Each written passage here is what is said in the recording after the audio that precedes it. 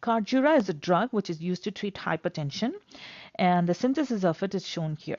Here are two compounds. We have catechol. This is catechol, which is reacting with a dibromoester.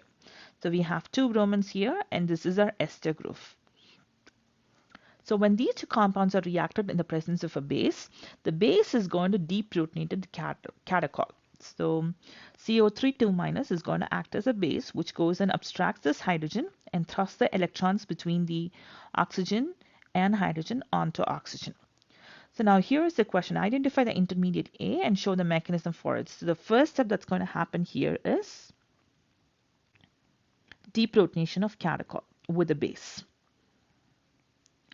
Now in the next step, a nucleophilic substitution reaction is going to happen with the dibromoester and the deprotonated catechol. Okay, so let's see what's going to happen.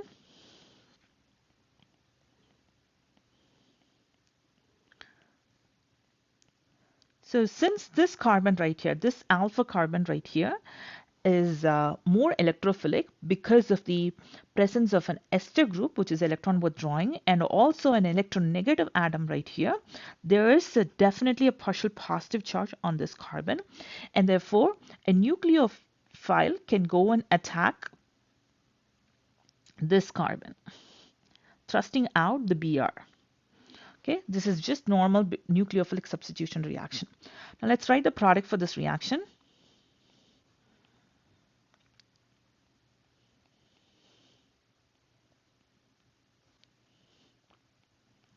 So remember, you're trying to form a bond between this oxygen and the alpha carbon. Okay, so the alpha carbon is actually connected to an hydrogen and also a CH2Br, and on the other side you have an ester. So this is the product in the first step, and in the next step we need to show the conversion from A to B, and also find out which one of these reactions is going to be fast, or which would be formed more rapidly, A or B. Okay, now let's have our A here. Okay, so here is our A. Now look into this. We needed to find the mechanism for this reaction, where A is reacting with a base first to form the cyclized product. Here is a cyclized product. Okay, the KOH is first going to deprotonate this hydrogen. Okay, so the KOH is going to go deprotonate this hydrogen, thrusting the electrons between the oxygen and the hydrogen onto oxygen. Now we are going to have our product here. This is going to be a substituted phenoxide ion.